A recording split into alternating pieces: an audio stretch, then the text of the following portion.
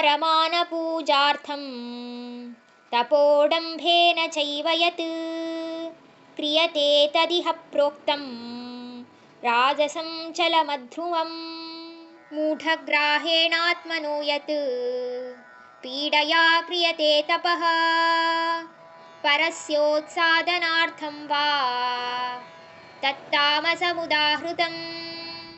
ಮಾನ, ಮರ್ಯಾದೆ, ಪ್ರತಿಷ್ಠೆ ಮತ್ತು ಆಡಂಬರ, ಕೇವಲ ಇವೆಲ್ಲದಕ್ಕೋಸ್ಕರ ದೇವರ ಪೂಜೆಯನ್ನು ನಡೆಸುವುದು ಮತ್ತು ಈ ಪೂಜೆ ಪುನಸ್ಕಾರಗಳನ್ನು ಸತತವಾಗಿ ಅಭ್ಯಾಸ ಮಾಡ್ಕೊಂಡು ಬಂದಿದ್ದೀವಿ ಅಂತ ಬೂಟಾಟಿಕೆ ಮಾಡ್ಕೊಂಡಿರೋದು ಇವೆಲ್ಲ ರಾಜಸಿಕ ತಪಸ್ಸೆ ಆಗುತ್ತೆ. ಮತ್ತು ಇದು ಸ್ಥಿರವಾಗೂ ಇರೋಕ್ಕಾಗಲ್ಲ ಮತ್ತು ಶಾಶ್ವತನೂ ಅಲ್ಲ.